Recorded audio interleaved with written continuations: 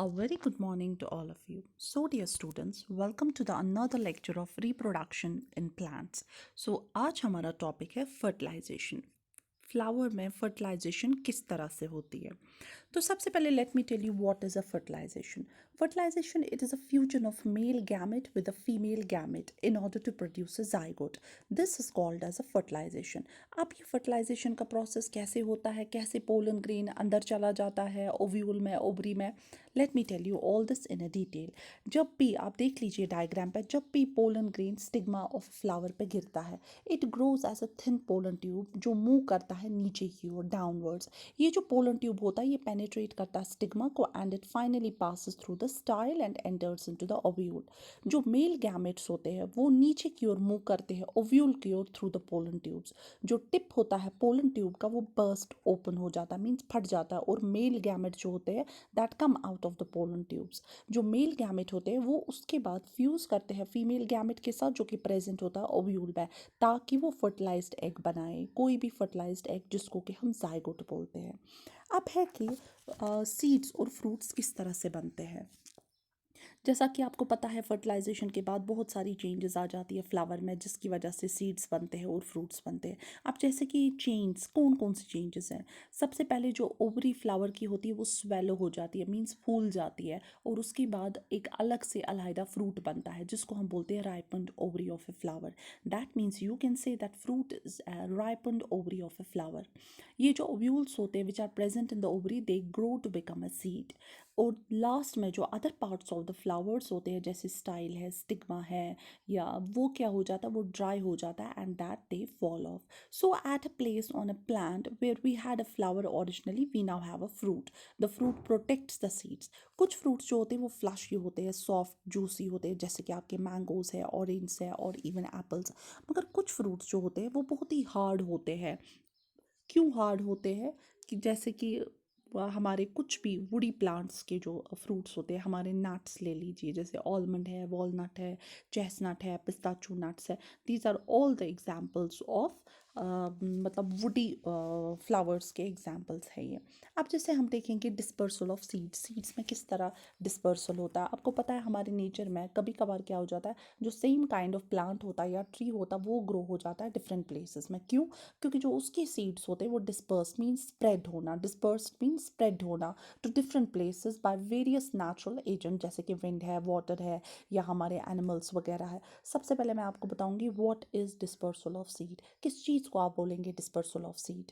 Scattering means जो scattering of seeds होता है over a large area, means disperse होना सीड्स का काफ़ी बहुत महदूद एरिया तक away from the mother plant by the agents of dispersal, उसको हम बोलते हैं डिस्पर्सल ऑफ सीड. अब जो ये डिस्पर्सल ऑफ सीड है ये बहुत ही इंपॉर्टेंट है, बेनिफिशियल है प्लांट के लिए. क्यों? क्योंकि ये प्रोवाइड करता है प्लांट को बहुत सारी एडवांटेजेस.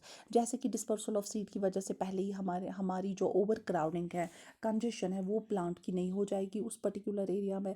डिस्पर्सल ऑफ सीड की वजह से जो कंपटीशन होता है प्लांट्स को आपस में, किसके लिए कंपटीशन होता है, वाटर के लिए, मिनरल्स के लिए, सनलाइट के लिए, वो नहीं रहता है. डिस्पर्सल ऑफ सीड्स की वजह से प्लांट्स ग्रो करते हैं नए प्लेसेस और नए एरियाज में. अब हम पढ़ेंगे, let us study now how various types of seeds are dispersed by different kinds of agents. तो सबसे पहले मैं आपको बताऊंगी dispersal of seeds and fruits by wind, moving air, हवा की वजह से कैसे होता है. कुछ सीड्स जो हमारे होते हैं, कुछ सीड्स जो हमारे हैं उनमें उन्होंने ऑलरेडी डेवलप किया गया है कुछ अडेप्टिव फीचर्स, जिसकी वजह से वो फीचर्स उनको हेल्प करते हैं dispersal by wind. For example seeds of, देख लीजिए सीड्स ऑफ जो आप देख सकते हैं आपकी डायग्राम में, ड्रम स्टिक प्लांट का या मैपल प्लांट का, उनमें विंग्स अटैच्ड होते हैं so that they can easily disperse by wind to the far off places. या सीड्स जो होते हैं डैंडलियन के, मैडर मैडर के, या कॉटन के, या फ्रूट्स ऑफ सनफ्लावर, उनमें हेयर्स होते हैं around them which help them disperse easily by the wind. या जो हमारा बिगोनिया है, या ऑर्चिड्स है, या ग्रासेस है, उनमें क्या होता है, उनमें छोटे और लाइट वेटेड सीड्स होते हैं जो कि ईजिली ब्लो अवे विंड करता है, अपने साथ विंड खींचता है और डिस्पर्स करता है उसको to the far away places. अब ऐसे ही है कि सीड्स डिस्पर्स, ये आपने देखा कि किस तरह से डिस्पर्स होते हैं सीड्स और फ्रूट्स विंड की वजह से. अब हम देखेंगे वाटर की वजह से कैसे होता है. आपको पता है कि जो कुछ ऐसे सीड्स होते हैं उनमें वो डेवलप करते हैं floating ability floating ability in the form of A spongy या फाइब्रस आउटर कवर। जैसे कि हमारा कोकोनट फ्रूट है, उसमें क्या होता है, उसमें थिक फाइब्रस आउटर कोटिंग होती है जो कि विच enables them to float in water and is carried away by the flowing water to form off places। या जो हमारे सीड्स होते हैं वाटर लिली या लोटस प्लांट के, उनमें स्पॉन्जी आउटर कोट होता है जो एलो करता है उनको टू फ्लोट इन वाटर, और उसकी वजह से, फ्लोटिंग की वजह से क्या हो जाता है, they move to the different places along with the water current। अब हम देखेंगे dispersal of seeds and fruits by the animals. कुछ सीड्स जो होते हैं वो डिस्पर्स होते हैं to the far off places by these animals. For example, आपको पता है कि कुछ जो होते हैं एनिमल्स, वो जब सीड्स खाते हैं या पूरे प्लांट को खाते हैं, दैट मीन्स प्लांट को खाने के साथ साथ वो सीड्स भी खाते हैं अलॉन्ग विद द फ्रूट। फिर क्या हो जाता है, जो वो सीड्स होते हैं वो अनडाइजेस्टेड रहते हैं, मीन्स उनको हजम नहीं हो जाते, और फाइनली जब वो फीसेस वगैरह अपना पास करते हैं डिस्टेंट प्लेसेस पे, वो वहाँ पे गिर जाते हैं। जब वो वहाँ पे गिर जाते हैं, उसमें जो वाटर मॉइस्चर वगैरह कंटेंट हो जाता है वो सूख जाता है, और फाइनली जो वो सीड्स होते हैं वो उस पर्टिकुलर सॉइल में ग्रो करते हैं। लास्ट हमारे पास है कि किस तरह से डिस्पर्सल होता है बाय एन एक्सप्लोसिव मैकेनिज्म। कभी कभार आपने देखा होगा जो फ्रूट्स कुछ प्लांट्स के होते हैं वो जर्क एकदम बर्स्ट हो जाते हैं, या कोई आपने सूखा हुआ प्लांट देखा होगा जहाँ पर आपने देखा होगा उसके साइड में इर्द गिर्द छोटे छोटे सीड्स होते हैं। This results in the scattering of seeds from the parent plant. फिर जो डिस्पर्सल ऑफ सीड्स होता है, जैसे कि बैल्सम है या जुरानियम है या कैस्टर है या पी प्लांट हमारा है, वहाँ उसमें क्या हो जाता है, इसी तरह से स्कैटरिंग सीड्स की इसी तरह से होती है एक्सप्लोजिव मैकेनिज्म की तरफ से।